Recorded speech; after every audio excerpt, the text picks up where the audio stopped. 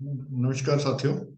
आज हम बहुत ही इम्पोर्टेंट टॉपिक्स को डिस्कस करने जा रहे हैं। केवाईसी एएमएल, इसके ऊपर काफी सारे क्वेश्चन मेरे हिसाब से आने चाहिए। KYC, AML, PMLA, STR, CTR, सारी guideline, current accounts, sorry, saving accounts, term deposits की गाइडलाइन की डिस्कशन करेंगे। Different types of accounts, different type of organisation के खोलने की गाइडलाइन को की चर्चा करेंगे। आरबीआई के डायरेक्टिव या इंटरेस्ट रेट्स के ऊपर उसकी भी चर्चा करेंगे। इनऑपरेटिव अकाउंट्स और डेफ की भी चर्चा करेंगे। काफी सारे टॉपिक्स हैं, कोशिश करेंगे इसको कंप्लीट करने की सभी को। ठीक है, थोड़ा फास्ट चलेंगे आज। सबसे पहले हम ओबीडी की चर्चा करेंगे, ऑफिशियली वैलिड डॉक्यूमेंट। बहुत सारी जगह पे इसकी चर्चा आएगी हमारी इस पूरी क्लास में। ओबीडी है क्या? ओबीडी बेसिकली 6 डॉक्यूमेंट हैं, उनको ओबीडी बोला गया है। 6 कौन कौन से डॉक्यूमेंट हैं? Passport, driving licence, proof of possession of Aadhaar, यानी आधार और proof of possession of Aadhaar. Aadhaar नहीं भी है, डिजी लॉकर में है, आधार का प्रूफ हो तो वो भी इक्वली वैलिड होता है। तो पासपोर्ट, ड्राइविंग लाइसेंस, आधार या proof of possession of Aadhaar. 3 number 4 voter I card. ते number 1 passport, number 2 driving licence, number 3 Aadhaar, number 4 voter I card, number 5 job card issued by NREGA, number 6 letter issued by National Population Register containing detailed gender of the name and address। So 6 documents को ही officially valid document और OBD कहा गया है। इसके ऊपर बहुत बार exam में question पूछा गया कि ओबीडी, नीचे कोई डॉक्यूमेंट दिए होते हैं कि इसमें से ओबीडी कौन सा है कौन सा नहीं है।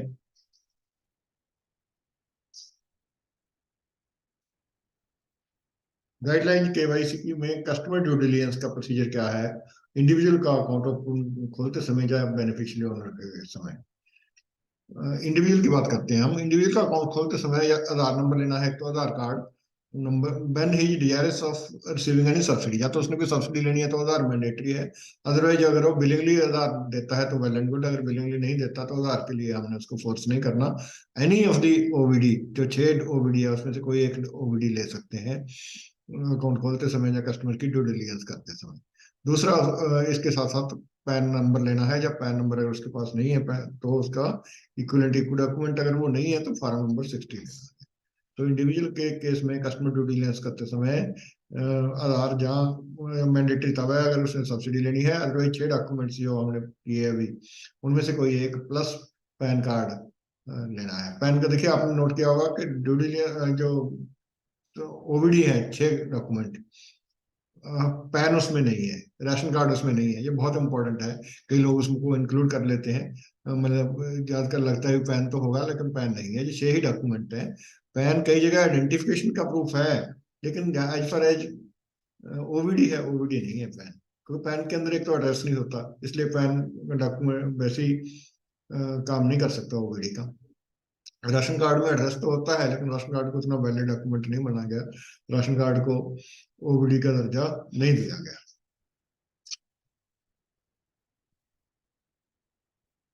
अच्छा, अब बात करते हैं, क्योंकि हमने कहा था कि कस्टमर इंडिविजुअल का लेना है, ओबीडी लेना है जब उसका खुद का खाता खोलना है, जहां हो किसी कंपनी में या किसी दूसरी जगह पे हो बेनिफिशियल ओनर है। अब बात आती है कि बेनिफिशियल ओनर कौन होता है। बेनिफिशियल ओनर कौन होता है, इसके बारे में एग्जाम में बहुत बार क्वेश्चन आया है। कंपनी के केस में बेनिफिशियल ओनर कौन कैसे माना जाता है? जिसके पास कंट्रोलिंग इंटरेस्ट मोर देन 25% का हो, हु वेदर एक्टिंग अलोन और टुगेदर और थ्रू वन और मोर जुडिशियल पर्सन, किसी और जुडिशियल पर्सन के through total interest more than 25% है, तो कहा जाता है कि वो बेनिफिशियल ओनर है वो जिसके पास 25% से ज्यादा का ओनरशिप इंटरेस्ट है। तो कंपनी के केस में ओनरशिप इंटरेस्ट किसे माना जाता है? जिसे जिसका 25% से ज्यादा का कंट्रोलिंग ओनरशिप हो। पार्टनरशिप, फर्म, अनइनकॉर्पोरेटेड पर्सन और बॉडी ऑफ इंडिविजुअल और सोसाइटी और ट्रस्ट के केस में बेनिफिशियल ओनर किसको माना गया है? जो acting alone or together or through one or more judicial person have the ownership or entitled to more than 15%। Company के केस में 25% से ज्यादा था। इन बॉडीज के केस में, पार्टनरशिप के केस में, अनइनकॉर्पोरेटेड बॉडी या ट्रस्ट सोसाइटी या ट्रस्ट के केस में 15% से ऊपर जिसका इंटाइटलमेंट हो उसे, या ओनरशिप हो तो उसे बेनिफिशियल ओनर माना गया है। सो कंपनी के केस में 25%, इन और बॉडी के केस में 15% से ऊपर का जिसका इंटरेस्ट है उसे बेनिफिशियल ओनर माना जाता है। बेनिफिशियल ओनर के ऊपर बहुत बार क्वेश्चन आता है। ओबीडी हमने अभी किया कि कौन कौन से होते हैं। ओबीडी 6 डॉक्यूमेंट होते हैं: driving licence, passport, driving licence, Aadhaar, voter ID card, job card issued by NREGA and letter issued by national population register containing detail of name and address. जो अकाउंट वगैरह खोलते समय इंडिविजुअल की ड्यू डिलिजेंस करते समय इन 6 में से कोई एक डॉक्यूमेंट लेना मैंडेटरी है। अकाउंट खोलते समय साथ में हमने पैन नंबर भी लेना है। पैन नंबर नहीं है तो फॉर्म नंबर 60 लेना है। ये 6 ओबीडी लेने हैं। 6 में से मतलब कोई एक लेना है। लेकिन जब जो उसने ओबीडी दिया कस्टमर ने आपको, उसमें से एड्रेस ऑपरेटर एड्रेस नहीं है, क्योंकि ओबीडी में एड्रेस किसी और जगह का है। मान लीजिए वो बॉम्बे में का ओबीडी है उसका, आज का उसकी दिल्ली में ट्रांसफर होगी, दिल्ली में आया अकाउंट खोलने कस्टमर, तो उसके ओबीडी में बॉम्बे का एड्रेस है। तो ऐसे केस में या इस तरह की मतलब बहुत सारी सिचुएशन जा सकती है कि उसके पास ओबीडी है, वैलिड ओबीडी है, लेकिन वैलिड ओबीडी के पास एड्रेस उसके नेटिव प्लेस का है। जब स्पेशली सर्विस वाले लोगों के लिए इस तरह की सिचुएशन बहुत आती है। या जिसका ओनरशिप एड्रेस कोई चेंज हो जाता है ड्यू टू एनी रीजन, तो उस केस में जब ओबीडी जो उसने फर्निश किया है उसके पास उसमें अपडेटेड एड्रेस नहीं है, तो एक एडिशनल डॉक्यूमेंट स्पेसिफिकली लिया जा सकता है जिस लिमिटेड पर जिसे ओबीडी माना जाएगा, deem to be OBD for the limited purpose of proof of address. OBD नहीं है लेकिन इस लिमिटेड पर्पज के लिए उसको प्रूफ ऑफ एड्रेस के लिमिटेड पर्पज के लिए ओबीडी टेम्परेरली उसको माना जाता है। तो कौन कौन से डॉक्यूमेंट लिए जा सकते हैं? यूटिलिटी बिल, जो तो यूटिलिटी बिल के अंदर कौन कौन से आ जाते हैं? इलेक्ट्रिसिटी का, टेलीफोन का, पोस्टपेड मोबाइल फोन, पोस्टपेड है, प्रीपेड नहीं है इसमें, पाइप गैस है या वाटर बिल है, जो कि not more than 2 month old होना चाहिए, ज्यादा 2 महीने से ज्यादा पुराना नहीं होना चाहिए। इस तरह का डॉक्यूमेंट अगर उसने दिया है तो ओबीडी के साथ, तो उसको मतलब एड्रेस के, क्योंकि एड्रेस का प्रूफ के तौर पे इसको मान लिया जाएगा। ओबीडी के तौर पे तो ओबीडी तो लिया ही जाएगा, उसके अपने जो डिफरेंट एड्रेस वाला ओबीडी, उसके साथ में एडिशनली ये डॉक्यूमेंट ले लिया जाएगा, तो उसका काम एक बार टेम्परेरली चला जाएगा। या प्रॉपर्टी टैक्स या म्यूनसिपल टैक्स की रिसीट, जहाँ उसकी पेंशन की या फैमिली पेंशन का पीपीओ, रिटायर्ड एम्प्लॉयज का जो होता है, जहाँ अगर एम्प्लॉयर का उसके पास अकोमोडेशन, सरकारी अकोमोडेशन है, जहाँ एम्प्लॉयर की अकोमोडेशन है, स्टेट गवर्नमेंट की है, सेंट्रल गवर्नमेंट की है, स्टेट्यूटरी बॉडी की है, बैंक की है, फाइनेंशियल इंस्टीट्यूट की है, या लिस्टेड कंपनी की है, तो leave and licence agreement such employer के साथ, जहाँ अलॉटमेंट लेटर जो भी उसके पास है उसको भी एडिशनल लेके मतलब specifically this very purpose account खोलने के पर्पज से ओबीडी मान लिया जाएगा कस्टमर। लेकिन ऐसे केसेज में भी एक चीज और है भी, एक तो with in a period of 3 month current address वाला ओबीडी वो देना होगा उसे। सो ये टेम्पररी फिनोमेना है। पहले 3 महीने के लिए एक तरह से मतलब जब इसका किसी का एड्रेस चेंज हो गया तो उससे वो जो तो यूटिलिटी बिल दे देगा, या not more than 2 month old, या म्यूनसिपल टैक्स रसीट दे देगा, या पीपीओ दे देगा, या अकोमोडेशन जो उसका फ्लैट अलॉट हुआ है उसकी कॉपी दे देगा। लेकिन साथ में कंडीशन ये है कि करंट एड्रेस वाला OBD with in period of 3 month उसको देना होगा। मतलब मेन ये निकलता है कि वो इमीडिएटली अपना ओबीडी में एड्रेस चेंज करवाएगा on the basis of the documents, Aadhaar में या किसी में, फिर हमें रिवाइड ओबीडी देगा within a period of 3 month. तो इस पेज पे 2 क्वेश्चन बनते हैं कि रिवाइड ओबीडी उसने करंट एड्रेस वाला कब देना है? Within a period of 3 month. एक जो यूटिलिटी बिल है not more than 2 month old लिया जा सकता है। बाकी कौन कौन से डॉक्यूमेंट लिए जा सकते हैं ओबीडी के एड्रेस प्रूफ के तौर पे? स्पेसिफिकली यूटिलिटी बिल लिया जा सकता है, प्रॉपर्टी टैक्स का, पीपीओ और अकोमोडेशन का। ठीक है। सस्पिशियस ट्रांजैक्शन क्या होती है? तो मैं काफी इसका डेफिनेशन नहीं करूंगा क्योंकि केवाईसी पॉलिसी बहुत लंबी चौड़ी है, इसमें से कुछ लिमिटेड चीजें उठाई हैं। सस्पिशियस ट्रांजैक्शन क्या होती है? Which include in attempted transaction, transaction हुई है या नहीं भी हुई, अटेम्प्ट की गई है, उसे भी सस्पिशियस ट्रांजैक्शन ही कहा जाता है। कैश में हो या not, may be in cash, may not be in cash, to a person acting in good faith, जो आदमी गुड फेथ में काम कर रहा है उसे ये एक डाउट हो जाता है, gives right to a reasonable ground of suspicion that it may involve the procedure of an offense specified in this act, regardless of the value involve. Value चाहे 1 रुपए की क्यों ना हो, अगर उसे सफिशिएंट ग्राउंड ऑफ सस्पिशन मिलता है कि इस ट्रांजैक्शन में कोई फ्रॉड हो रहा है, कोई इस एक्ट की उल्लंघना हो रही है, इस एक्ट की वायलेशन हो रही है, then such transaction is called suspicious transaction. And जहाँ such transaction appears to be made in circumstances of unusual or unjustified complexity, unusual or unjustified complexity है circumstances में, appears to not have economic rationale for one or bona fide purpose, bona fide purpose नहीं लग रहा, economic rationale नहीं लग रहा। जैसे कि मान लीजिए किसी लो लेवल के किसी एम्प्लॉय के खाते में 1 करोड़ रुपए आ गया, या 1 करोड़ रुपए की ट्रांजेक्शन हो रही है, जो उसने जब तक या तो उसकी जो वैलिड देगा कि मैंने प्रॉपर्टी बेची है, कोई जस्टिफाइड रीजन दे देगा। अगर जस्टिफाइड रीजन नहीं देता तो सस्पिशन तो हो जाता है ना, इसके पास इतना पैसा कहाँ से आ गया। तो इस तरह की ट्रांजेक्शन को सस्पिशियस ट्रांजेक्शन बोला जाता है। अगर उसने हमने इसका मतलब ये भी नहीं है कि हर ट्रांजेक्शन को सस्पिशियस मान लेना है, उससे आप बात कर सकते हैं, बात करके अगर सेटिस्फाई कर सकता है वेल एंड गुड, अदरवाइज उसे सस्पिशियस माना जाता है। मतलब जहाँ कोई ऐसे give rise to a reasonable ground of suspicion that it may involve financing of the activities relating to terrorism, ये रीजनेबल ग्राउंड ऑफ सस्पिशन है कि जो पैसा है, या ये अकाउंट है, या ये ट्रांजैक्शन है, it may lead to activities relating to financing of terrorism, तो such transaction is called suspicious transaction. Suspicious transaction की ये डेफिनेशन है। इसकी आगे रिपोर्टिंग करनी है, वो आगे करेंगे हम नेक्स्ट स्लाइडों में। कस्टमर किसे कहा गया है? कस्टमर की पहले कोई डेफिनेशन नहीं होती थी, केवाईसी पॉलिसी में कस्टमर की डेफिनेशन दी गई है पहली बार। Customer means a person who is engaged in financial transaction or activity with a regulated entity, and includes a person on whose behalf the person who is engaged in the transaction is acting. तो customer क्या होता है? जो आदमी financial transaction में engage है, bank के साथ या रेगुलेटेड एंटिटी के साथ, वो आदमी भी शामिल है जिसके लिए ये who is engage in the transaction, जो ट्रांजैक्शन कर रहा है और एक्टिविटी कर रहा है। ठीक है। वॉक इन कस्टमर क्या होता है? Who does not have an account based relationship with the regulated entity but undertakes transaction with the regulated entity. Transaction undertake करता है लेकिन उसके पास उसका अकाउंट नहीं है, तो उस तरह के अकाउंट को वॉक इन कस्टमर बोला जाता है, उस तरह के कस्टमर को वॉक इन कस्टमर बोला जाता है। अच्छा, कुछ केसेस दिए हुए हैं कि बैंक ने कहाँ कहाँ पे कस्टमर की आइडेंटिफिकेशन करनी है। एक तो जब मैं होता है अकाउंट बेस्ड रिलेशनशिप, मतलब अकाउंट खुलता है कस्टमर का, उस समय करनी है। जब कोई कैरी आउट करनी है इंटरनेशनल मनी ट्रांसफर ऑपरेशन किसी आदमी के लिए जो कि अकाउंट होल्डर बैंक का नहीं है, या when there is doubt about the authenticity or adequacy of the customer identification data it has obtained, जब बैंक के पास जो कस्टमर आइडेंटिफिकेशन डाटा है उसमें किसी तरह का कोई डाउट अराइज हो जाए, तो कस्टमर आइडेंटिफिकेशन प्रोसेस बैंक कर सकता है। जहाँ third party products as agent, जहाँ अपने प्रोडक्ट, जब जो क्रेडिट कार्ड के जो या सेल कर रहा है या रीलोड कर रहा है प्रीपेड कार्ड या ट्रैवल कार्ड, या कोई भी प्रोडक्ट 50,000 पैसे 50,000 से ऊपर का बेचा जा रहा है, उस केस में भी आइडेंटिफिकेशन कस्टमर की करनी जरूरी है। जहाँ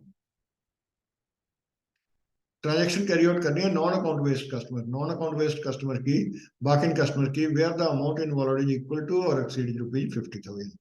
नॉन अकाउंट होल्डर की 50,000 के बराबर हो या उससे ऊपर हो, सिंगल ट्रांजेक्शन हो या सीरीज ऑफ ट्रांजेक्शन हो जो कनेक्टेड लगती हो, उस केस में भी उस आदमी की हमने आइडेंटिफिकेशन करनी है, even if he is not maintaining the account. जब बैंक के पास रीजन टू बिलीव है कि कस्टमर है जो इंटेंशनली स्ट्रक्चर कर रहा है ट्रांजेक्शन को, छोटी छोटी कर रहा है, थ्रेशोल्ड 50,000 से नीचे रखने के लिए 49,900 49,900 की डेली कर लेता है, तो इस तरह के केस में भी बैंक को कस्टमर की आइडेंटिफिकेशन अंडरटेक करनी चाहिए। सो बैंक शैल इंश्योर इंट्रोडक्शन एक जरूरी नहीं है, इंट्रोडक्शन नहीं लेनी है अकाउंट खोलते समय, कस्टमर की आइडेंटिफिकेशन करनी है। आइडेंटिफिकेशन कैसे करनी है? ओबीडी लेके।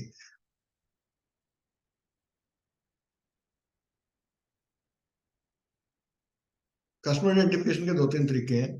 एक तो ओबीडी ले लिया हमने, कस्टमर आइडेंटिफिकेशन होगी, वेरीफाई कर लिया ओबीडी को, फिनिश हो गया इशू। दूसरा एक है video based customer identification process, VCIP. Video based customer identification process क्या होता है? अल्टरनेटिव मेथड है, अल्टरनेट मेथड है कस्टमर आइडेंटिफिकेशन का, जिसमें facial recognition and customer due diligence जो की जाती है, एक रेगुलेटेड एंटिटी का, बैंक का ऑफिशियल अंडरटेक करता है एक सिस्टम से जो कि सीमलेस है, सिक्योर है, लाइव है, इन्फॉर्म्ड कंसेंट बेस्ड है, ऑडियो विजुअल इंटरेक्शन है कस्टमर के साथ, कि उसकी सीडीडी पर्पज के लिए इंफॉर्मेशन जो उसने दी है उसको वेरीफाई करने का इंडिपेंडेंट तरीका है। साथ में, एंड मेंटेन ऑडिट, और उसकी ऑडिट ट्रेल भी रहती हो। कहने का मतलब जब कस्टमर आ नहीं सकता, बेसिकली इजाज नहीं आ सकना कोई जरूरी नहीं है, नहीं आता कस्टमर, मतलब वीडियो बेस्ड आजकल वैसे ही रिवाज हो गया कि क्यों आया, क्यों विजिट की जाए, विजिट वैसे ही अवॉइड की जाए। तो video based customer identification process होती है, सिमिलर तरीका है, वो अपने घर पे बैठा होता है, इन्फॉर्म्ड कंसेंट है उसने दिए, ऑडियो विजुअल मेथड से डिफाइन किए हुए मेथड है कैसे है उसकी आइडेंटिफिकेशन, वीडियो के ऑडियो विजुअल, आवाज वीडियो भी होती है, उसमें बात भी होती है, उसके डॉक्यूमेंट भी वेरीफाई कर लिए जाते हैं। तो इसे बोलते हैं video based customer identification process. ये जो video based customer identification process है, प्रेस्क्राइब्ड स्टैंडर्ड एंड प्रोसीजर दिए हुए हैं क्या क्या इसमें होना चाहिए, वो अगर पूरे हैं then it is to be treated as face to equivalent to और on par with face to face customer identification process. Face to face customer identification process के इक्वलेंट ही उसको माना गया है, जो वीसीआईपी है। अब बात करेंगे OTP based eKYC, non face to face. BCIP भी नॉन फेस टू फेस था, लेकिन वीडियो के थ्रू फेस टू फेस हो जाते थे। अब बात करते हैं ओटीपी बेस्ड केवाईसी अकाउंट खोलता है, खोलना है किसी का, उसकी क्या गाइडलाइन है।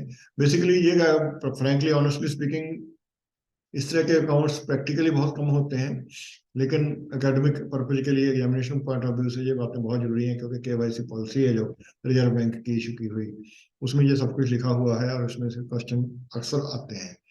तो ओटीपी बेस्ड केवाईसी है जो खोल दिया जाता है, ठीक है, स्पेसिफिक कंसेंट हो कस्टमर से ऑथेंटिकेशन की, के ओटीपी के थ्रू मेरा ऑथेंटिकेशन कीजिए। इस तरह का अगर जो अकाउंट खोल दिया, सभी अकाउंट्स जितने उसके खोले कोई सेविंग या उस सबका अकाउंट्स का बैलेंस है जो aggregate balance at any given point of time should not exceed ₹1,00,000। In case the balance exceeds the threshold, account shall cease to be operational till customer due diligence है complete. अगर 1,00,000 से ऊपर बढ़ जाता है तो उसमें के ऑपरेशन स्टॉप कर दिए जाएंगे और उसकी कस्टमर की ड्यू डिलिजेंस कंप्लीट की जाएगी। एक तो ये है बैलेंस की 1,00,000 की कंडीशन। दूसरा, aggregate of all credits in financial year, यानी summation in all the deposit accounts taken together shall not exceed ₹2,00,000। Balance 1,00,000 से ऊपर नहीं होगा और समेशन 2,00,000 से ऊपर नहीं होगी OTP based e KYC account जो खुला हुआ है। OTP based e KYC account, basically ये फुल केवाईसी इसमें नहीं है, ओटीपी के बेस पे केवाईसी किया हुआ है। इस तरह के अकाउंट में बैलेंस 1,00,000 से बढ़ेगा नहीं और समेशन 2,00,000 से ऊपर बढ़ेगी नहीं, और ये थ्रेशोल्ड लेवल ऊपर आ जाता है तो अकाउंट को, ऑपरेशन को स्टॉप किया जाता है और ड्यू डिलिजेंस की जाती है। ठीक है, इस तरह के अकाउंट्स में बारल भी हो सकते हैं, बारल अकाउंट्स हैं तो only term loan is to be sanction. Term loan कितना होता है, नॉट एक्सीडिंग ₹60,000, टर्म लोन 60,000 से ऊपर नहीं देना अगर इस तरह का आधार बेस्ड है। वैसे तो देखो फ्रेंकली पर प्रैक्टिकली तो लोन 10,000 का भी नहीं दिया जाता, 60,000 का क्या, without KYC, without any how this is the guideline. जो e KYC OTP based e KYC के अकाउंट्स हैं, that are not to be allowed for more than 1 year, ये सिर्फ 1 साल के लिए है, अनलेस आइडेंटिफिकेशन बीसीआईपी, या तो वीडियो बेस्ड कस्टमर आइडेंटिफिकेशन हो जाए। अगर वीडियो बेस्ड कस्टमर आइडेंटिफिकेशन पूरी नहीं हुई तो 1 साल तक ही चलने देना है, 1 साल के बाद इस तरह के अकाउंट को बंद कर देना है। अगर कस्टमर ड्यू डिलिजेंस से नहीं होती है 1 साल के अंदर, सेम शेल्वी को इमीडिएटली उसको क्लोज कर दिया जाएगा। बारल अकाउंट है तो उसके अंदर आगे फर्दर डेबिट्स नहीं होंगे। बारल अकाउंट है या डिपॉजिट अकाउंट है, फर्दर ऑपरेशन नहीं होंगे, मतलब जो डिपॉजिट अकाउंट है तो क्लोज ही कर दिया जाएगा, बारल अकाउंट में ऑपरेशन स्टॉप कर दिए जाएंगे, जो क्लोज तो कर नहीं सकते, हमने अपने पैसे रिकवर भी करने हैं। डिक्लेरेशन लेंगे कस्टमर की जब कोई उससे इस तरह का ओटीपी बेस्ड ई के वाईसी वाला खाता खोलते हैं, तो उससे अंडरटेकिंग लेनी है कि मेरा और कहीं किसी बैंक में इस तरह का कोई खाता नहीं है, नॉन टू फेस। जब उसकी केवाईसी इंफॉर्मेशन हम वो सी केवाईसी सीआर में अपलोड करेंगे तो वहां पे भी इन्फॉर्म करेंगे कि ये ओटीपी बेस्ड ई केवाईसी ली है और कोई बैंक इसका इस तरह का सेम टाइप का खाता नहीं खोलेगा। ठीक है, जो रेगुलेटेड बैंक एंटिटीज हैं या बैंक्स हैं, they will have strict monitoring procedure including system to generate alerts in case any non compliance or violation। तो कोई भी वायलेशन अगर होती है तो उसके पास अलर्ट का सिस्टम होगा, अलर्ट आएगा, इन ट्रांजेक्शन की लिमिट क्रॉस कर गई, जो दूसरा अकाउंट खुल गया उसके पास, अपने पास खुल गया तो होना ही होना है, मतलब उसे ये भी ऑब्टेन करना है कि दूसरा अकाउंट नहीं खोलना, आधार बेस्ड किसी और भी आर रेगुलेटेड एंटिटी के पास, किसी भी बैंक के पास, एक ही बैंक के पास खोल सकता है। सो आधार बेस्ड जो सॉरी ओटीपी बेस्ड केवाईसी क्या है, 1 साल तक रहेगा वैलिड। 1 साल के बाद उसको कस्टमर ड्यू डिलिजेंस प्रॉपर करवानी पड़ेगी। इस तरह के अकाउंट्स में बैलेंस कितना रह सकता है, मैक्सिमम 1 लाख। टोटल सब क्रेडिट समेशन साल के अंदर 2 लाख। लोन कितना किया जा सकता है मैक्सिमम कितना, टर्म लोन कितना, 60,000। सो ये question OTP based KYC account में अक्सर आ सकते हैं, 3-4 क्वेश्चन इसके बनते हैं। शेल बैंक क्या होता है, इसके ऊपर भी बहुत बड़ा क्वेश्चन आया है। Shell bank means a bank which is incorporated in a country where it has no physical presence and is unaffiliated to any regulated financial group. तो इस तरह के किसी कंट्री में इनकॉर्पोरेट किया हुआ जहाँ इसकी कोई फिजिकल प्रेजेंस नहीं है। तो मतलब हम एक तरह से कह लिए हम सिंपल लैंग्वेज में कि कागजों कागजों में है, जो बैंक कागजों में एग्जिस्ट करता है उस तरह के बैंक को शेल बैंक बोलते हैं।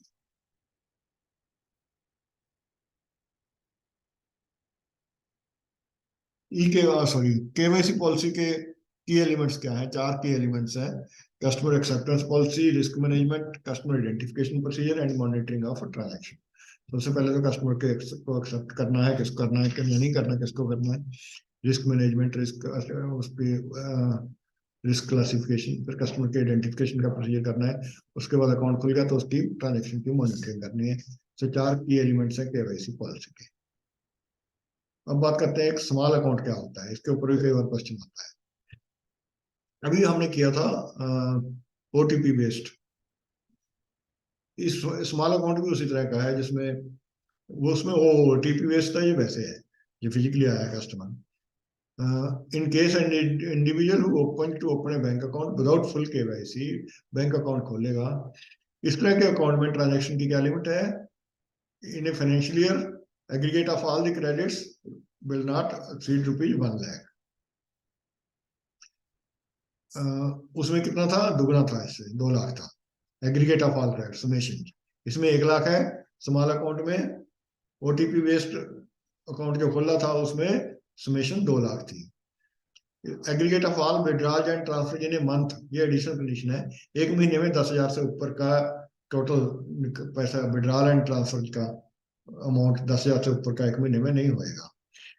टोटल 1 लाख से बैलेंस ऊपर नहीं होना चाहिए, समेशन 1 लाख से ऊपर नहीं होनी चाहिए। किसी एक महीने में 10,000 से ऊपर की डेबिट्स नहीं होने चाहिए। Balance at any point of time does not exceed ₹50,000। Balance 50,000 से ऊपर नहीं होना चाहिए। उसमें बैलेंस इससे दुगना था, 1 लाख। तो इसमें बैलेंस 50,000 है, ओटीपी बेस्ड वाले में 1 लाख था। इसमें क्रेडिट समेशन 1 लाख है, उसमें क्रेडिट समेशन 2 लाख थी। इसमें एक एडिशनल कंडीशन है कि 10,000 रुपये महीना से ऊपर का विड्रॉल या ट्रांसफर नहीं हो सकता। तो स्मॉल अकाउंट की डेफिनेशन स्मॉल याद रखने के लिए, स्मॉल अकाउंट से उसमें ओटीपी बेस्ड वाले में दुगनी है limits. Provided that this limit on balance shall not be considered, जब कोई गवर्नमेंट ग्रांट आती है, जब बेनिफिट आता है, जब प्रोक्योरमेंट के लिए कोई पैसा आता है प्रोक्योरमेंट से, तो उस तरह का पैसा आता है तो ये लिमिट्स क्रॉस भी कर सकती हैं। तो लिमिट्स मद्देनजर इसको नहीं काउंट करना। सो के वाई ओटीपी बेस्ड अकाउंट की बात कर ली हमने, स्मॉल अकाउंट की बात कर ली। स्मॉल अकाउंट खोलते समय क्या क्या कंडीशन है। बैंक खोलेगा, सेल्फ सेल्फ अटेस्टेड एक तो फोटोग्राफ लेगा कस्टमर से। Designated officer of the bank का जो सर्टिफाई करेगा कि आदमी ने अकाउंट खोलते समय अपने सिग्नेचर या अंगूठा मेरे सामने लगाया है। बैंक इंश्योर करेगा कि उसका मंथली एंड एनुअल लिमिट्स हैं जो एग्रीगेट ट्रांजैक्शन की भी, बैलेंस की भी, वो ब्रीच नहीं हुई उसकी ट्रांजैक्शन करने से पहले, कोई भी अलाउ करने से पहले। तो कहने का मतलब ये है जब भी कोई ट्रांजैक्शन करने लगेगा, टीएम करने लगेगा, तो अगर कोई ब्रीच हुई है कंडीशन तो वहां पे अलर्ट आना चाहिए, एक्सेप्शन आ जानी चाहिए। प्रैक्टिकली हम ये कहेंगे। Account shall remain operational initially for a period of 12 month. ये भी जो स्मॉल अकाउंट भी 12 महीने के लिए वैलिड रहेगा। Which can be extended for a period of 12 months provided account holder applies and furnishes the evidence of having applied for OVD during first 12 months। ये account भी 12 महीने के लिए वैलिड है, लेकिन 12 महीने और एक्सटेंड किया जा सकता है प्रोवाइडेड अकाउंट होल्डर हमें एक डॉक्यूमेंट्री एविडेंस दे देता है कि मैंने ओवीडी के लिए अप्लाई कर दिया। Entire relaxation shall be reviewed after 24 month. Account maximum 24 month है। ये स्मॉल अकाउंट की बात कर रहे हैं, जो ओटीपी बेस्ड है उसमें 12 महीने नहीं था। ठीक है। सो थोड़ा थोड़ा डिफरेंस है आधार बेस्ड जो सॉरी ओटीपी बेस्ड और स्मॉल अकाउंट में। डिफरेंस भी है, सिमिलरिटी भी है। ठीक है। वो देखो, ये 24 महीने तक चलाया जा सकता है, वो 12 महीने से ऊपर नहीं चलाया जा सकता। बैलेंस की कंडीशन है जो, बैलेंस इसमें 1 लाख समेशन हो सकती है, उसमें 2 लाख हो सकती है। बैलेंस 50,000 हो सकता है, उसमें 1 लाख हो सकता है। इसमें एक एडिशनल है, स्मॉल अकाउंट में थोड़ी सी कंडीशन ज्यादा है, 1 महीने में 10,000 से की कंडीशन भी है। फॉरेन रेमिटेंस इस तरह के अकाउंट में क्रेडिट नहीं करनी जब तक कि आइडेंटिटी उसकी फुली एस्टेब्लिश कस्टमर की नहीं हो जाती। ये स्मॉल अकाउंट की ये भी गाइडलाइन है। अब हमने ओटीपी बेस्ड अकाउंट की बात कर ली, स्मॉल अकाउंट की बात कर ली। अब एक बीएसबीडीए। बीएसबीडीए क्या है?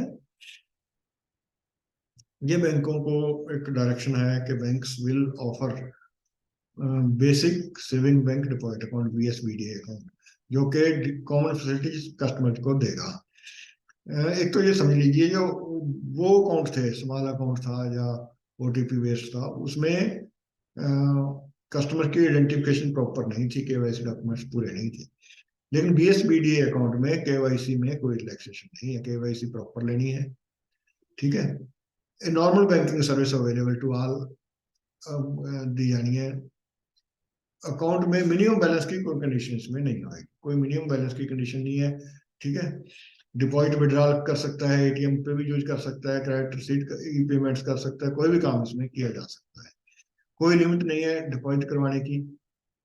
लेकिन अकाउंट होल्डर को एक लिमिट है विड्रॉल की, 4 से ज्यादा विड्रॉल इंक्लूडिंग एटीएम विड्रॉल, 1 महीने में 4 से ज्यादा विड्रॉल अलाउड बीएसबीडी अकाउंट में नहीं है। एटीएम की कार्ड की या एटीएम का डेबिट कार्ड की फैसिलिटी है, हर तरह की फैसिलिटी है। बस ट्रांजेक्शन जमा करने की कोई पाबंदी नहीं है। विड्रॉल 1 साल में 4 साल, सॉरी 1 महीने में 4 से ऊपर विड्रॉल की, एक कैलेंडर मंथ में 4 महीने अकाउंट होल्डर को 4 से ऊपर परमिशन नहीं है। ठीक है। ये विदाउट एनी चार्जेज ली जाएंगी, कोई मिनिमम बैलेंस की कंडीशन नहीं है, कोई सर्विस चार्जेज नहीं लगेंगे। उसको ऑपरेटर से इनऑपरेटिव करना, एक्टिवेट करना है, किसी तरह की भी कोई एक्टिविटी करनी, तो कोई इसी तरह के कोई सर्विस चार्जेज इस अकाउंट में नहीं लिए जाएंगे। ठीक है। सो आरबीआई की जो इंस्ट्रक्शन है केवाईसी के, फुल्ली इसके ऊपर एप्लीकेबल है। बीएसबीडी अकाउंट कैन आल्सो भी open with simplified KYC model. अब बात करते हैं, ये तो नॉर्मल की बात थी। अब कहता है जी BSBD account simplified KYC normal पे भी खोला जा सकता है। ऐसी कंडीशन में बीएसबीडी अकाउंट जो खोला गया है सिंप्लीफाइड केवाईसी पे, उस अकाउंट को एडिशनली ट्रीट किया जाएगा बीएसबीडीए स्मॉल अकाउंट। तो उसमें दोनों के गुण आ जाएंगे, दोनों की क्वालिटी, दोनों के लिमिटेशन, दोनों के फीचर आ जाएंगे। तो इस तरह के अकाउंट को जो लिमिटेड और सिंप्लीफाइड केवाईसी के बेस पे खोला गया हो, बीएसबीडीए खोला गया है, तो उसको स्मॉल अकाउंट वाला बीएसबीडीए स्मॉल अकाउंट कहा जाएगा, and will be subject to condition stipulated for such accounts, जो कि हमने स्मॉल अकाउंट्स में किए थे।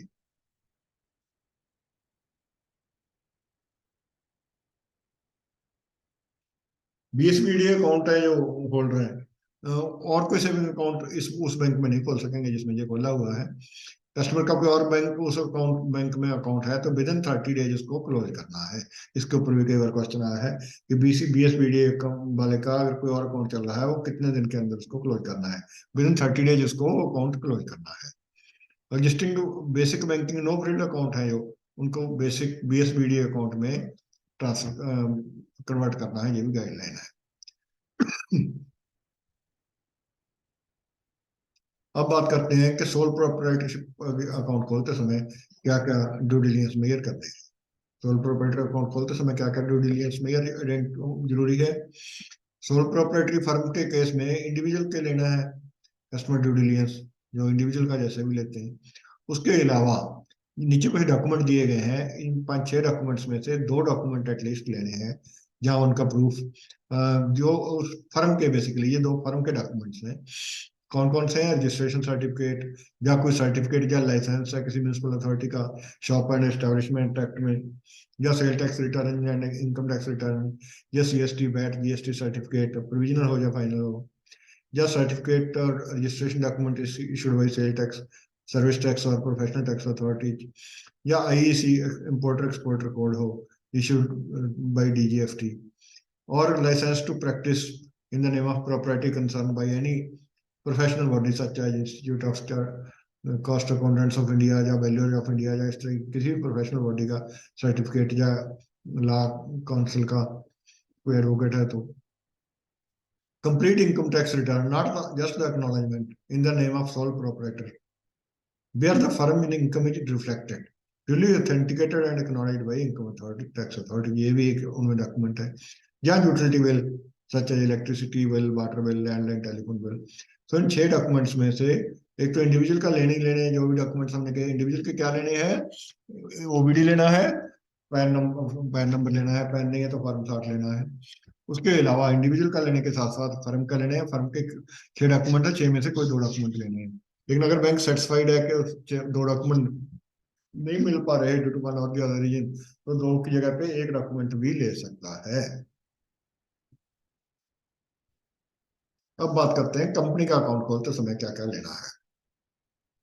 सर्टिफाइड कॉपी नीचे दिए डॉक्यूमेंट्स की. एक तो certificate of incorporation. Certificate of incorporation क्या होता है? Basically this is the birth certificate of the company. एक तो ये लेना है जिस डेट कंपनी इनकॉर्पोरेट हुई है उस दिन सर्टिफिकेट उसको इशू होता है कि इनकॉर्पोरेट हो गई है कंपनी, कंपनी का बर्थ हो गया. ये होता है memorandum and article of association, ये भी लेने हैं. पैन नंबर कंपनी का लेना है. रेजोल्यूशन लेना है बोर्ड ऑफ डायरेक्टर से and power attorney, manager, officer या एम्प्लॉय जो भी उसका अकाउंट को ऑपरेट करेगा, रेजोल्यूशन अकाउंट को ऑपरेट करने की इंस्ट्रक्शन का. बाकी डॉक्यूमेंट्स रिलेटिंग लेने हैं बेनिफिशियल ओनर से रिलेटेड, या मैनेजर से या ऑफिसर से या एम्प्लॉय से जो अकाउंट को ऑपरेट करेंगे, या पावर अटॉर्नी होल्डर. उन कहने का मतलब जो आदमी ऑपरेट करेंगे उनके डॉक्यूमेंट्स भी लेने हैं. ठीक है, ये कंपनी के केस में है. अब बात करते हैं पार्टनरशिप फर्म के केस में. पार्टनरशिप फर्म के केस में certified copy of each of the following documents. एक तो रजिस्ट्रेशन सर्टिफिकेट. रजिस्ट्रेशन कहाँ होती है? फर्म की रजिस्ट्रार ऑफ फर्म के पास. पार्टनरशिप डीड की copy, permanent account number firm का, and documents relating to beneficial owner. जो अकाउंट ऑपरेट करेंगे उनके जो बेनिफिशियल ओनर हैं उनके डॉक्यूमेंट्स भी एडिशनली लेने हैं. In addition to the registration certificate, partnership deed and PAN number of the firm, documents relating to the beneficial owner and those operating the account are to be taken.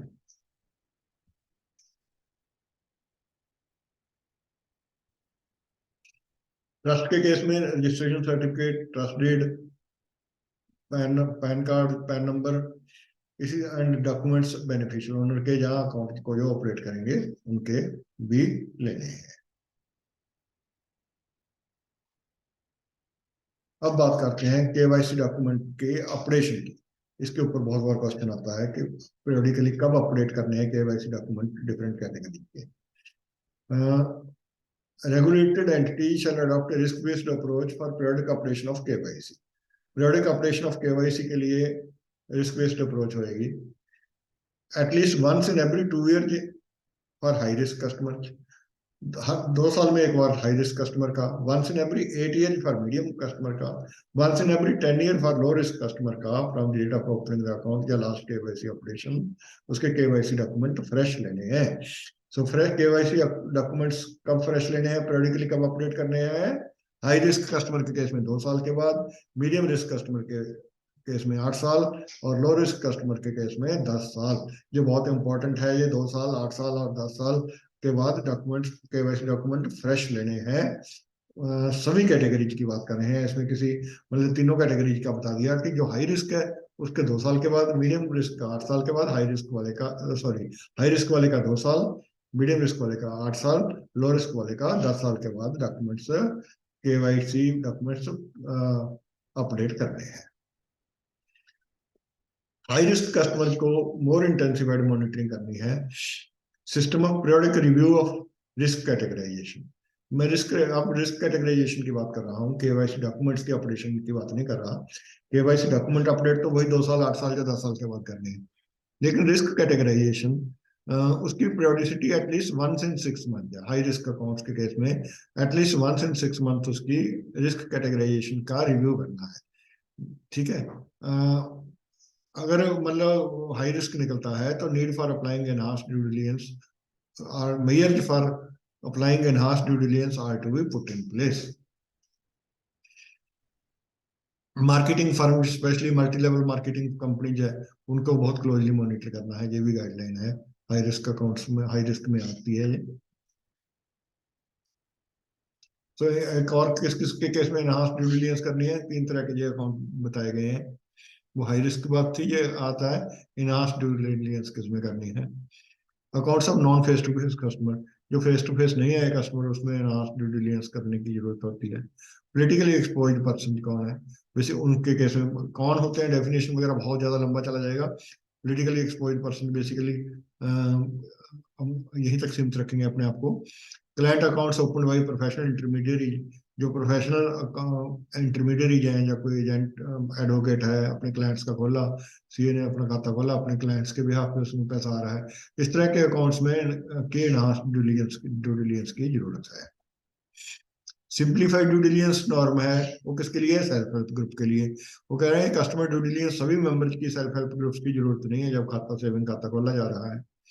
ठीक है, customer due diligence of superior का sufficient है, सभी members का जब credit linkage होगा उसमें किया जा सकता है, उस समय काम चल सकता है। अब बात कर रहे हैं फॉरेन स्टूडेंट्स की। फॉरेन स्टूडेंट्स के केस में क्या करना है। तो फॉरेन स्टूडेंट आता है इंडिया में स्टडी करने, तो उस केस में क्या करना है।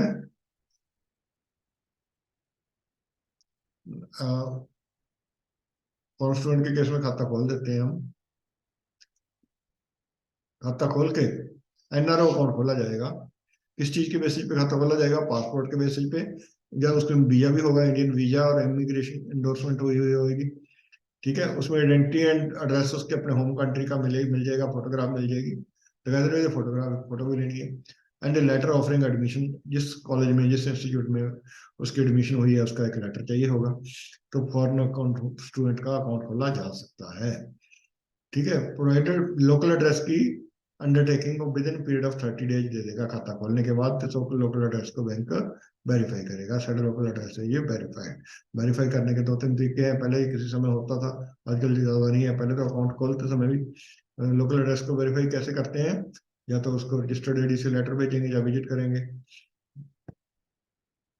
Further pending the verification of address, जब तक वेरीफाई नहीं होता address, account shall be operated with a condition allowing foreign remittance not exceeding 1000 US dollar. Foreign remittance 1000 US dollar से ज्यादा की नहीं आएगी। Foreign transaction remittance 1000 US dollar या इसके इक्विवेलेंट से ज्यादा नहीं आएगी। और एडिशनली कैप है 50,000 on aggregate total during the 30 day period. Total during the first 30 day period, जब तक उसकी एड्रेस की वेरिफिकेशन नहीं हुई, तो टोटल ₹50,000 की कैप है। तो $1,000, 1000 यूएस डॉलर के लिए से ज्यादा की रिमिटेंस नहीं अलाउड। कैप कितना है एग्रीगेट में, 50,000 रुपए का। वैसे ये क्वेश्चन थोड़ा सा वो लगता है भी, $1,000 कर दिया फिर 50,000 कर दिया, लेकिन गाइडलाइन में लिखा हुआ है, एग्जामिनेशन पॉइंट ऑफ व्यू से आप ऐसे ही रख लीजिए। हम दोनों में से जो पहले आ गया, बेसिकली 1,000 यूएस डॉलर कैसे आएगा जब 50,000 से ऊपर हमने आने नहीं देना। 1,000 यूएस डॉलर तो 80,000 का हो गया, 82,000 का हो गया, लेकिन गाइडलाइन में ऐसे ही लिखा हुआ है। फॉरेन रेमिटेंस 82,000 से मतलब रुपए हो जाएंगे ना, एक 1,000 यूएस डॉलर से ऊपर नहीं आने देनी। कैप है 50,000 रुपीज का ड्यूरिंग द 30 डे पीरियड। ठीक है, पाकिस्तानी नेशनलिटी के अकाउंट इस तरह अगर खोलने हैं तो आरबीआई की प्रेयर अप्रूवल रिक्वायर्ड है। सो एंड फॉरेन स्टूडेंट्स का एनआरओ अकाउंट खोला जा सकता है on the basis of his passport of his own country along with the letter of the institute where he has taken the admission। ऐसे account को local address की declaration देगा, उसको 30 दिन के अंदर वेरीफाई किया जा सकता है। जब तक वेरिफिकेशन नहीं होती तो उसके अंदर 1,000 यूएस डॉलर से ज्यादा का रिमिटेंस नहीं आएगी, और ओवरऑल कैप होगा 50,000 रुपए का during this 30 day period. Pakistani national है तो उसकी अकाउंट खोलने के लिए आरबीआई से पहले परमिशन चाहिए होगी। यह फॉरेन अकाउंट के खाते खोलने के लिए प्रावधान। रिकॉर्ड मैनेजमेंट की क्या गाइडलाइन है, जो ट्रांजैक्शन बैंक के साथ होती है कस्टमर की, उसका रिकॉर्ड 5 साल तक हर ट्रांजैक्शन का, डोमेस्टिक है या इंटरनेशनल का, for at least 5 year from the date of transaction record bank ने रखना है। ये भी केवाईसी एएमएल पीएमएल गाइडलाइन कहती हैं कि 5 साल तक उसकी ट्रांजैक्शन का अकाउंट हिसाब किताब उसका रिकॉर्ड मेंटेन करके रखना है। आइडेंटिफिकेशन ऑफ कस्टमर का, एड्रेस के डॉक्यूमेंट, जब अकाउंट खोला था, हमने अकाउंट ओपन किया था, अकाउंट खत्म होने के बाद भी 5 साल तक, after the relationship has ended, after the caseation of relationship, 5 साल तक उसका डॉक्यूमेंट, उसका कंप्लीट रिकॉर्ड मेंटेन करना है। 5 साल तक उसको डॉक्यूमेंट्स को मेंटेन करना है। सर सही है। गवर्नमेंट ऑफ इंडिया ने central registry of securitisation, asset reconstruction and security interest of India, उसको परफॉर्म करेगी CKYCR के फंक्शन करने की। CKYCR के क्या? KYC की मेंटेनेंस के फंक्शन। सो बैंक जब भी अकाउंट खोलेगा, KYC रिकॉर्ड कैप्चर करेगा CKYC के ऊपर, CKYCR के ऊपर with in 10 days of commencement of account based relationship उसको अपलोड करेगा। सो अकाउंट खोलने के 10 दिन के अंदर उसके ऊपर अपलोड करना मैंडेटरी है बैंकों के लिए, सरसई की पोर्टल के ऊपर या KYCCR के ऊपर। उसके बाद वंस KYC आइडेंटिफायर जनरेट करेगी CKYCR, तो रेगुलेटेड एंटिटीज या जो बैंक्स हैं वो इंश्योर करेंगे कि कस्टमर को कम्युनिकेट कर दिया जाए। जब कस्टमर अकाउंट खोलने के लिए KYC आइडेंटिफायर देता है बैंक को, यानी दूसरे बैंक के पास जाएगा, अगर एक बार लेगा वो KYC आइडेंटिफायर, एक बार मिल गया तो किसी भी बैंक के पास वो खाता खोलने जा सकता है, अपने KYC आइडेंटिफायर देगा, कंसेंट दे देगा कि आप अपने CKYCR से मेरे डॉक्यूमेंट्स रिकॉर्ड डाउनलोड कर लीजिए, तो बैंक उससे एडिशनल डॉक्यूमेंट या दोबारा डॉक्यूमेंट नहीं मांगेंगे, CKYCR से डाउनलोड कर लेंगे।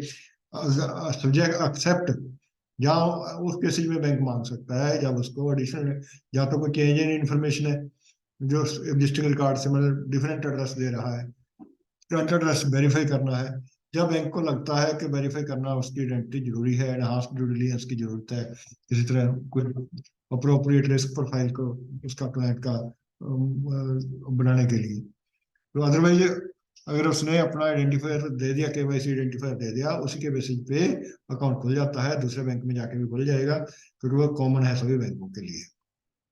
सो रादर नॉट ओनली सभी बैंकों के लिए, म्यूचुअल फंड वगैरह के लिए भी, सभी जो रेगुलेटेड एंटिटी के लिए कॉमन है।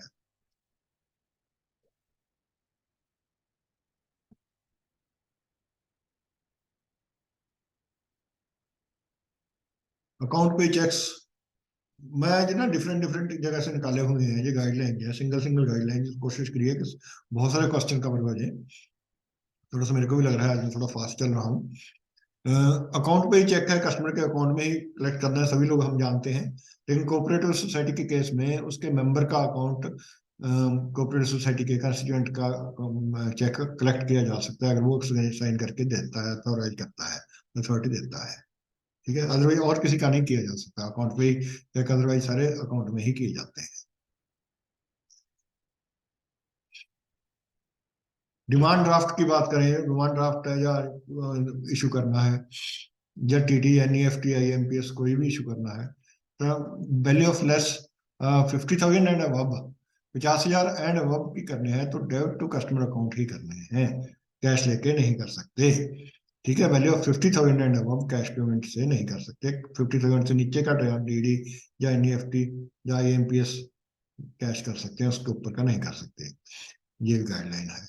20,000 से ऊपर का DD ऑफ रुपी 20,000 और मोर, 20,000 या ऊपर का अकाउंट पे ही क्रॉस के फॉर्म में ही देना है। डिमांड ड्राफ्ट 20,000 जहां उससे ऊपर का क्रॉस पे ही डिमांड ड्राफ्ट करके ही देना है। परचेजर का नाम ड्राफ्ट के फेस के ऊपर, पे ऑर्डर के फेस के ऊपर, जो बैंक चेक के ऊपर इशूइंग बैंक ने लिखना है, इनकॉर्पोरेट करना है, ये भी गाइडलाइन है डिमांड ड्राफ्ट के केस में। फिर काफी सारे क्वेश्चन आ गए, देखो इस पे भी एक 50,000 वाला आ गया क्वेश्चन, 20,000 का आ गया, नाम लिखने का आ गया, 3 क्वेश्चन आ गए एक एक स्लाइड पे आज। Demand draft can not be issued as payable to bearer as per section 31 of RBI act. 31 of RBI act है, उसमें लिखा हुआ है कि demand draft can not be issued as payable to bearer. Validity period कितनी होती है draft की? 3 महीने। इनफैक्ट सभी इंस्ट्रूमेंट्स की 3 महीने होती है, चेक की भी 3 महीने होती है। डुप्लीकेट इशू किया जा सकता है अगर गुम हो जाए, duplicate to be issued within 15 days from the date of request from the customer. Duplicate draft can be issued to purchaser on reporting misplaced from his position, अगर उससे गुम गया तो डुप्लीकेट दे सकते हैं। Duplicate can also be issued to PA only lost in transit और from the position of the PA, जब पोजीशन से अगर गुम गया हो, प्रूफ देता है तो उसको भी दिया जा सकता है। डुप्लीकेट देने से ओरिजिनल इनऑपरेटिव बन जाता है, ओरिजिनल नल बन हो जाता है एक तरह से, that should not be paid, original will be return and duplicate will be paid on presentation. अगर दोनों आ जाते हैं इकट्ठे, जहाँ ओरिजिनल पहले आ जाता है तो ओरिजिनल को वापस करना है, जब डुप्लीकेट इशू हो गया तो ओरिजिनल बिकम देना पड़ेगा। इसका लॉजिक कई साथी सोचते होंगे यार ओरिजिनल की तो ज्यादा अहमियत है।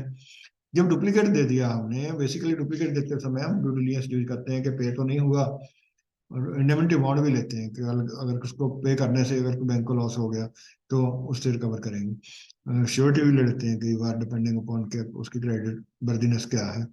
सो इसलिए डुप्लीकेट को ही पे करना है once we have issued, original को पे नहीं करना। पीएमएलए में रिपोर्टिंग फाइनेंशियल इंटेलिजेंस, एफआई क्या है, पीएमएलए की गाइडलाइन है। एफआई जो फाइनेंशियल इंटेलिजेंस यूनिट इंडिया, उसको सीटीआरपी होती है, तो cash transaction report, single transaction और total of all transaction in a month, up to ₹10 lakh for each month, 10 lakh रुपए से ऊपर की टोटल ट्रांजैक्शन या सिंगल ट्रांजैक्शन। इंडिविजुअल ट्रांजैक्शन 50,000 से नीचे की रिपोर्ट नहीं करनी। एफआईयू इंड है जो financial intelligence unit India, 15th of succeeding month, अगले महीने की 15 तारीख से पहले पहले पिछले महीने की ट्रांजैक्शन जो 10 लाख से ऊपर की हर कस्टमर की है, 10 लाख की सिंगल ट्रांजैक्शन और total transaction in month 10 lakh की से ऊपर की होगी, तो कैश ट्रांजैक्शन रिपोर्ट सबमिट करनी है बैंक ने with in 15 days of the succeeding month. Closing month के क्लोज से 15 दिन के अंदर सीटीआर रिपोर्ट भेजनी है। अब बात करते हैं STR, suspicious transaction report. STR क्या होती है, हमने पहले थोड़ी देर 3-4 स्लाइड पहले किया था। एसटीआर फर्निश करनी है within 7 days of arriving at a conclusion that any transaction तो कैश है या नॉन कैश है, या series of transaction integrally connected to each other suspicious nature के हैं। जब ये लगे कि सस्पिशियस नेचर के है तो उसके 7 दिन के अंदर सस्पिशियस ट्रांजैक्शन रिपोर्ट भी भेजनी है। काउंटरफीट करेंसी रिपोर्ट होती है, कैश ट्रांजैक्शन जहाँ पे फोर्ज्ड और काउंटरफीट नोट्स यूज किए गए जेन्युइन दिखा के, कोई फोर्जरी या वैल्यूएबल सिक्योरिटी या डॉक्यूमेंट होगी तो in such all such cases not later than 7 days from the occurrence of such transaction STR भेजनी है। एसटीआर कब भेजनी है? 7 दिन के अंदर। वो कैश ट्रांजैक्शन रिपोर्ट कब भेजनी है? 15 दिन के अंदर, महीने के एंड से। सस्पिशियस ट्रांजैक्शन से जिस दिन हमें लगा कि ये सस्पिशन अराइज हुआ, जिसने जो डिसीजन किया कि ये सस्पिशियस है, उसके 7 दिन के अंदर भेजनी है। एक नॉन प्रॉफिट ऑर्गेनाइजेशन की ट्रांजैक्शन रिपोर्ट भेजनी होती है। जो सभी ट्रांजैक्शन जो नॉन प्रॉफिट ऑर्गेनाइजेशन में आई, valued not more than valued more than ₹10 lakh, valued more than ₹10 lakh और इट्स इक्विवेलेंट फॉरेन करेंसी में आई है किसी नॉन प्रॉफिट ऑर्गेनाइजेशन के अकाउंट में, तो डायरेक्टर एफआईयू इंडिया को 15th of succeeding month centrally head office से भेजी जाएगी। जैसे कि सीटीआर कैश ट्रांजैक्शन रिपोर्ट कब जानी है? 15th of the succeeding month. उसी तरह ये मान के चलो इसको कि सीटीआर के इक्विवेलेंट मान लो, जैसे सीटीआर जाता है नॉन प्रॉफिट ऑर्गेनाइजेशन के अकाउंट में 10 लाख से ऊपर का, वो भी 10 लाख था इंसिडेंटली, कैश ट्रांजैक्शन रिपोर्ट भी 10 लाख की है। या तो कैश है किसी भी अकाउंट में 10 लाख से ऊपर का, या नॉन प्रॉफिट ऑर्गेनाइजेशन के खाते में कैसे भी आया, चाहे कैश आया या ट्रांजैक्शन या ट्रांसफर होकर आया, फॉरेन करेंसी आई, तो भी सीटीआर की तरह ही इसे बोलते हैं non profit transaction report, NTR. तो ये भी 15 तारीख को अगले महीने से पहले एफआईयू को भेजनी है। तो हमने कैश ट्रांजैक्शन की बात कर ली, सस्पिशियस ट्रांजैक्शन रिपोर्ट की बात कर ली, अब ये बात करिए हमने non profit organisation transaction report या एनटीआर की। ये भी 15 दिन 15 day of the succeeding month को भेजनी है। कौन से केसेज में भेजनी है? जहाँ पे 10 लाख से ज्यादा, जहाँ इसके इक्विवेलेंट फॉरेन करेंसी किसी अकाउंट में नॉन प्रॉफिट ऑर्गेनाइजेशन के किसी एनजीओ के खाते में, किसी नॉन प्रॉफिट ऑर्गेनाइजेशन के खाते में आई है, तो रिपोर्ट भेजनी है, क्योंकि देखने के लिए कहीं फ्रॉड तो नहीं हो रहा, कहीं मिलीटेंसी के लिए तो पैसा नहीं आ रहा कोई। ठीक है। क्रॉस बॉर्डर रेमिटेंस रिपोर्ट जाती है, एक सीटीआर जाती है, एसटीआर जाती है, एनटीआर जाती है, और एक जाती है cross border wire remittance report, CBWR. ये बैंक डायरेक्टली हेड ऑफिस से भेजेगा cross border wire transfer report, CWTR। ठीक है, cross border wire remittance report भी कह देते हैं। डायरेक्टर एफआईयू, ये भी 15th of the succeeding month सारी वायर ट्रांसफर, सारी क्रॉस बॉर्डर वायर ट्रांसफर जो होके आई 5 लाख से ऊपर, more than ₹5 lakh, or its equivalent in foreign currency where either the origin or destination of fund is in India, या तो origin इंडिया में हो जिसका, या डेस्टिनेशन इंडिया में हो।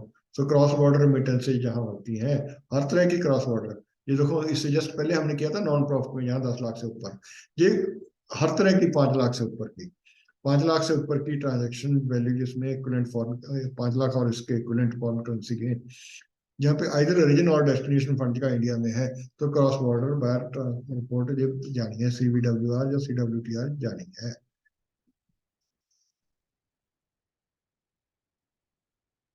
पुनिशमेंट्स क्या है PMLA में? Fine up to 5 lakh and imprisonment from 3 year to 7 year. अगर PMLA जो हमने सारी बातें की, CTR STR वगैरह की, prevention of money laundering act, अगर इसकी गलती हुई है किसी से भी, पुनिशमेंट तो उसके ऑफेंसेस के लिए fine up to 5 lakh and imprisonment 3 year to 7 year है। अब सेविंग अकाउंट की बात करेंगे। सेविंग अकाउंट इंडिविजुअल का या माइनर का 10 साल से ऊपर का खोला जा सकता है, कुछ नॉन प्रॉफिट ऑर्गेनाइजेशन का भी खोला जा सकता है। कौन कौन कौन सी है उसकी ये लिस्ट दी हुई है। खाद्य and village industry board, agriculture produce marketing committee, society है कोई, कंपनी है जो नॉन प्रॉफिट कंपनी, बेसिकली ये सेक्शन 25 कंपनी भी बोल देते हैं। ये सेक्शन 25 होता था जो पुराने कंपनी एक्ट था 56, अब नए में सेक्शन 8 ऑफ कंपनी एक्ट 2013 है। ये बेसिकली नॉन प्रॉफिट कंपनी है, जो नॉन प्रॉफिट कंपनी उस तरह की कंपनी है, वो सेविंग अकाउंट खोल सकती हैं।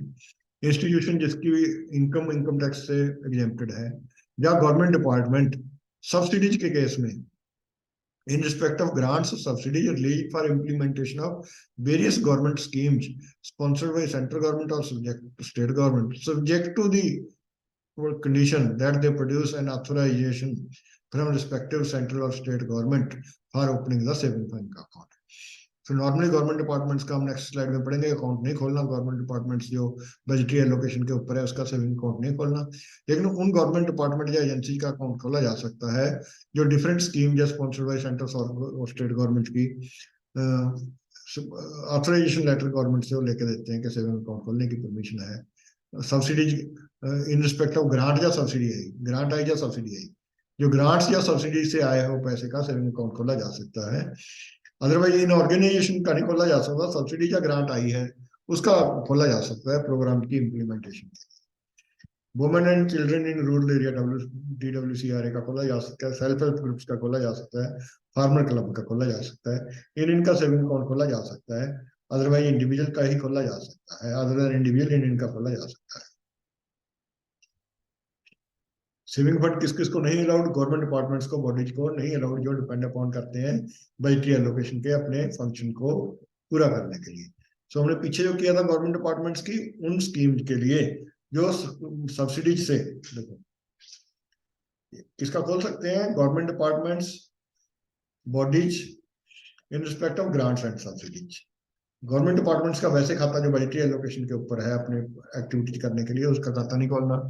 म्यूनिसिपल कॉर्पोरेशन का, म्यूनिसिपल कमेटी का, पंचायत समिति का, स्टेट हाउसिंग बोर्ड का, वाटर सीवरेज बोर्ड का, मेट्रोपॉलिटन डेवलपमेंट अथॉरिटी का, स्टेट लेवल की या डिस्ट्रिक्ट लेवल की हाउसिंग कोऑपरेटिव सोसाइटी का, या किसी पॉलिटिकल पार्टी का, या ट्रेडिंग कंसर्न का, या बिजनेस कंसर्न का खाता सेविंग नहीं खोलना। चाहे वो प्रोप्राइटरी कंसर्न है, या पार्टनरशिप है, या कंपनी है, या एसोसिएशन है, बिजनेस कंसर्न का अकाउंट सेविंग नहीं खोलना। पॉलिटिकल पार्टी पहले नहीं खोलता था, अभी आया है, पॉलिटिकल पार्टी का भी सेविंग अकाउंट नहीं खोला जा सकता।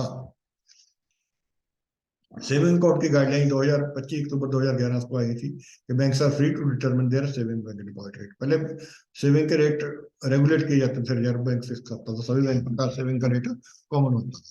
25 अक्टूबर 2011 से banks are free to fix their own saving rates.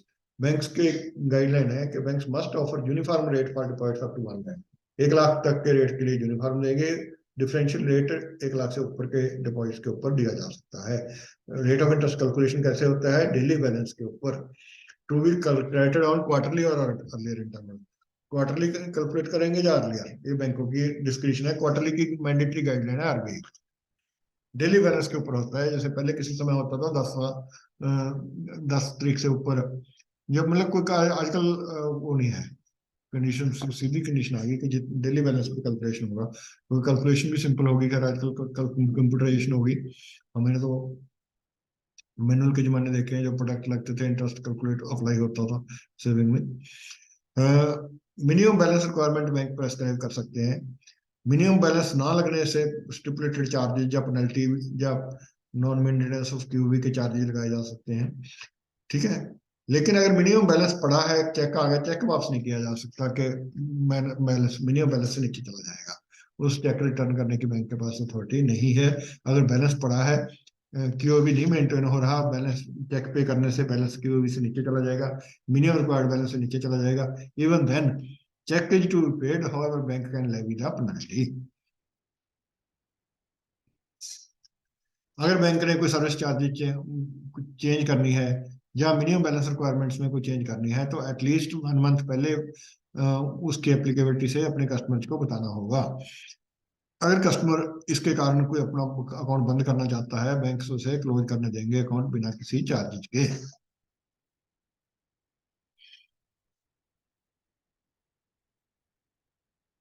Interest जैसे अभी बताया मैंने कि एट क्वार्टरली और शॉर्टर इंटरवल होगा, पे करना है। अगर सेविंग अकाउंट को फ्रीज किया हुआ है ईडी वगैरह की ओर से, तो भी क्रेडिट इंटरेस्ट करते रहना है, एक्सेप्ट कोई कोर्ट की कोई जजमेंट हो। अदरवाइज उसका क्रेडिट नहीं फ्रीज होता, डेबिट फ्रीज होता है नॉर्मली। क्रेडिट में इंटरेस्ट पे करते रहना चाहिए, shall be credited on regular basis irrespective of the operation status. अब बात करते हैं टर्म डिपॉजिट्स की। टर्म डिपॉजिट्स का मिनिमम पीरियड क्या है? मिनिमम डिपॉजिट का पीरियड 7 दिन है, मैक्सिमम डिपॉजिट का पीरियड 10 साल है। 7 साल और मिनिमम 7 दिन, मैक्सिमम 10 साल, 120 दिन। एनआरई एफडीआर का मिनिमम पीरियड 1 ईयर होता है।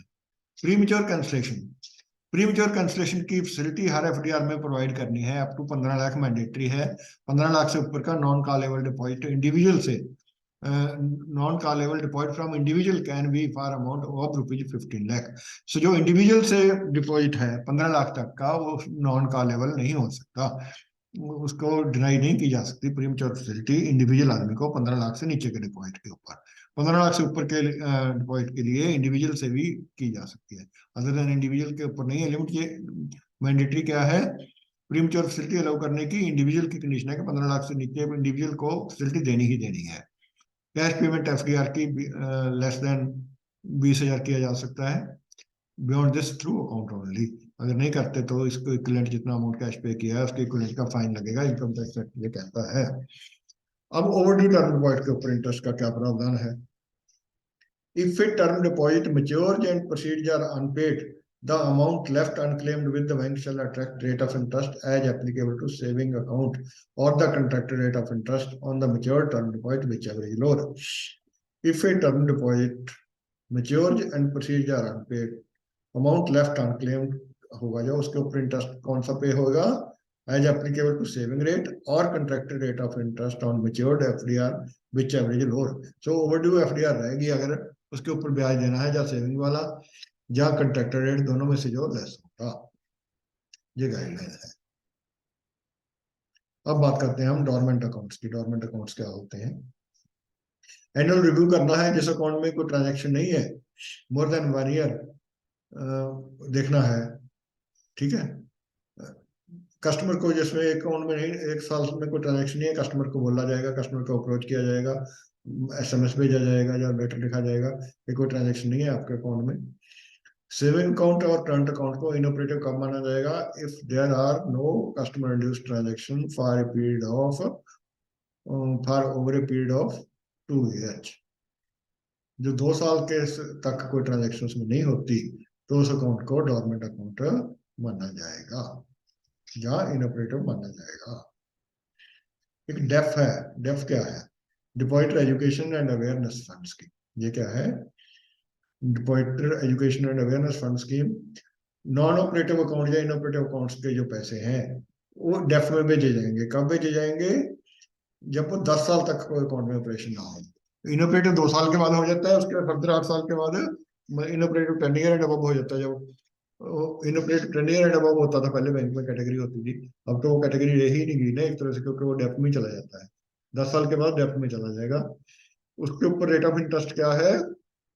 3%। 3% रेट ऑफ इंटरेस्ट है। अगर उसके बाद कस्टमर आ जाता है तो बैंक ने पेमेंट करके उससे हम रिमबर्समेंट डेफ से बैंक ले लेता है। डेप्थ में पैसा चला गया तो भी इंटरेस्ट मिलता रहता है, 3% simple interest per annum depth के में जो पैसा गया है उसके ऊपर भी मिलता है। आरबीआई की इंटरेस्ट रेट्स की क्या गाइडलाइन है डिपॉजिट के ऊपर? सिंगल रुपी बल्क डिपॉजिट क्या होता है? 2 करोड़ से ऊपर का कमर्शियल बैंकों में। आरआरबी के आरआरबी को छोड़ के आरआरबी के केस में 15 लाख डिफरेंशियल रेट दिया जा सकता है बल्क डिपॉजिट के ऊपर। सो बल्क डिपॉजिट कौन सा है? 2 करोड़ से ऊपर का, ठीक है। आरआरबी में 15 लाख से ऊपर का। नॉन बिजनेस वर्किंग डे को कोई डिपॉजिट मैच्योर हो गया तो उसका इंटरेस्ट देना है, जो ओरिजिनली कंट्रैक्टेड रेट है उस रेट के ऊपर नॉन बिजनेस वर्किंग डे का भी। जैसे संडे को मैच्योर हो गई एफडीआर, मंडे को आया आदमी, तो एक दिन का जो इंटरेस्ट है इंटरवेनिंग का मैच्योरिटी डेट और पेमेंट की डेट के बीच में जो contracted rate originally contracted rate है उसी डेट पे इंटरेस्ट उसको देना है। डोमेस्टिक करंट अकाउंट के ऊपर कोई इंटरेस्ट नहीं देना, ठीक है। प्रोवाइडेड जब बैलेंस रहेगा, करंट अकाउंट किसी की डेथ होगी इंडिविजुअल अकाउंट होल्डर की या सोल प्रोप्राइटरशिप के केस में, उस केस में डेथ से लेके पेमेंट तक रेट ऑफ इंटरेस्ट जो सेविंग फंड का रेट है on the date of payment, I repeat, not on the date of death, जिस रेट को पेमेंट कर रहे हैं उस रेट को जो सेविंग का रेट है उस रेट पे करंट अकाउंट अगर इंडिविजुअल का है या सोल प्रोप्राइटरशिप का है उस केस में करंट अकाउंट के भी इंटरेस्ट देना है। अदरवाइज करंट अकाउंट फर्म का है, कंपनी का है या किसी और ऑर्गेनाइजेशन का है, उस केस में करंट अकाउंट के ऊपर कोई इंटरेस्ट पेबल नहीं है। सेविंग के ऊपर up to ₹1 lakh respective of the amount daily product basis पे होगा। डिफरेंट अब कर चुके हैं, पीछे आ चुका है ये। प्रीमच्योर विड्रॉल की ऑप्शन की बात कर रहे हैं। बैंक्स प्रीमच्योर विड्रॉल की ऑप्शन के बगैर भी एफडीआर दे सकते हैं, इशू कर सकते हैं, जैसे कि हमने पहले अभी थोड़ी देर पहले किया। 15 लाख एंड बिलो के ऊपर प्रीमच्योर विड्रॉल की फैसिलिटी देनी मैंडेटरी है फ्रॉम इंडिविजुअल, सिंगली है या जॉइंटली है। इंडिविजुअल की है 15 लाख एंड बिलो के केस में प्रीमच्योर विड्रॉल की फैसिलिटी मैंडेटरी है। प्रीमच्योर विड्रॉल अगर एफडीआर का लेने आता है तो इंटरेस्ट रेट कैसे देना है? Interest shall be paid at the rate applicable to the amount and period for which the deposit remains with the bank, not at the contracted. तो अंडरस्टूड है। जब जो एप्लीकेबल जितने देर बैंक के पास रहा उस रेट का जो रेट है वो रेट मिलेगा। However, अगर प्रीमच्योर विड्रॉल 7 दिन से पहले होती है, क्योंकि मिनिमम पीरियड स्टिपुलेटेड 7 दिन है, 7 दिन से पहले अगर होती है तो उसकी कोई इंटरेस्ट उसको नहीं मिलेगा। डोमेस्टिक टर्म डिपॉजिट की प्रीमच्योर विड्रॉल की पेनल्टी क्या है? पेनल्टी की कंप्रिहेंसिव पॉलिसी होएगी बैंक की। पेनल्टी है जो नोटिस पे बकायदा कस्टमर को पता होना चाहिए, ठीक है। अगर कोई नोटिस नहीं दिया गया या कस्टमर को नहीं बताया गया तो कोई पेनल्टी नहीं लगाई जाएगी। अगर स्प्लिट किया जाता है डेथ होने के बाद उसके लीगल हेयर द्वारा तो उसको प्रीमच्योर विड्रॉल नहीं माना जाएगा, स्प्लिट किया जा सकता है। उसके लीगल हेयर 4 हैं, 10 साल की एफडीआर बनी हुई है, 4 साल के बाद डेथ होगी, लीगल हेयर आगे तो जितने लीगल हेयर है अपना अपना शेयर और स्प्लिट कर रहे हैं एफडीआर को, तो उसको प्रीमच्योर नहीं माना जा सकता। No penalty shall be levied where depositor of a branch desires premature withdrawal consequent to transfer of business to another bank. जब कोई एक बैंक दूसरे बिजनेस बैंक में मर्ज हो गया, अगर वो कहता है जी मेरे को नहीं चाहिए उस बैंक में खाता, मेरा बैंक तो मर्ज हो गया, मेरे को पैसे वापस दे दो, तो उसको बिना पेनल्टी के उसके पैसे वापस दिए जाएंगे, उसके ऊपर कोई पेनल्टी नहीं लगेगी। स्टाफ मेंबर को 1% एडिशनल इंटरेस्ट दिया जा सकता है, अपनी डिस्क्रिप्शन है उनकी, एडिशनल इंटरेस्ट 1% दिया जा सकता है। ओवरड्यू डोमेस्टिक डिपॉजिट के ऊपर टर्म डिपॉजिट अगर मेच्योर होता है, नहीं पे किया जाता, नहीं लेके जाता, सेविंग अकाउंट और contracted rate of interest which ever is lower उसको दिया जाएगा। चाहे थोड़ा एफडी में भी हो गया जाए। अब बात करते हैं एफसीएनआर बी डिपॉजिट्स। अगर इंटरेस्ट रिन्यूअल होती है, इंटरेस्ट कैलकुलेशन की क्या गाइडलाइन है? अगर रिन्यूअल की डेट और मेच्योरिटी डेट 14 दिन से ज्यादा नहीं हुई तो rate of interest on the amount of deposit so renewed shall be the appropriate rate for the period of renewal as prevailing on the date of maturity or on the date when the depositor seeks renewal, whichever is lower। जिस date को customer आया या तो उस date को जो rate चल रहा है या मेच्योरिटी की डेट को, अगर 14 दिन के अंदर आ जाता है तो दोनों में से जो भी निचला कम रेट होगा वो रेट उसको ओवरड्यू पीरियड का उसको दे दिया जाएगा। इन ऑल अदर केसेस जब 14 दिन नहीं हुए तो ओवरड्यू पीरियड को डिटरमिन कैसे किया जाएगा? ओवरड्यू पीरियड का फ्रेश टर्म डिपॉजिट मान के उसको माना जाएगा। अगर रिन्यूअल के बाद अगर रिन्यूअल कर दी एफसीएनआर बी डिपॉजिट की क्योंकि मिनिमम 1 साल होती है, उसके बाद और प्रीमेच्योर कैंसिलेशन किया गया 6 महीने बाद, 8 महीने बाद, 1 साल से पहले, तो जो ओवरड्यू पीरियड दिया था, ओवरड्यू इंटरेस्ट दिया था, वो बैंक अपना रिकवर कर सकते हैं। जो ओरिजिनल मेच्योरिटी डेट के बाद का जो पीरियड दिया था, क्योंकि उसके बाद 1 साल अगर डिपॉजिट रहे नहीं तो पेबल नहीं था, तो वो रिकवर किया जा सकता है। ठीक है। सेविंग फंड की डिपॉजिट की पीरियोडिसिटी क्या है? क्वार्टरली और क्वार्टर इंटरवल। ठीक है। Interest will be paid on all accounts, पहले हो चुका है। जो प्रोविजन बाई एनफोर्समेंट अथॉरिटीज है उस पर भी पे किया जाएगा, irrespective of the operation status. Banks किसी भी तरह का एनआरई सेविंग के ऊपर लेन नहीं मार्क करेंगे। कोई लेन नहीं मार्क हो सकता है इसके ऊपर, सेविंग के ऊपर, सेविंग एनआरई के ऊपर कोई लोन नहीं दिया जा सकता इसके ऊपर। Thank you. आज के लिए इतना ही। बाकी कल करेंगे। साथियों, एक मेरी और रिक्वेस्ट है कि मेरे चैनल को सब्सक्राइब नहीं बहुत सारे साथियों ने किया हुआ। मेरी रिक्वेस्ट है, अगर आपको ठीक लग रहे हैं मेरी वीडियो, मेरे लेक्चर, तो चैनल को सब्सक्राइब जरूर कीजिए। Thank you.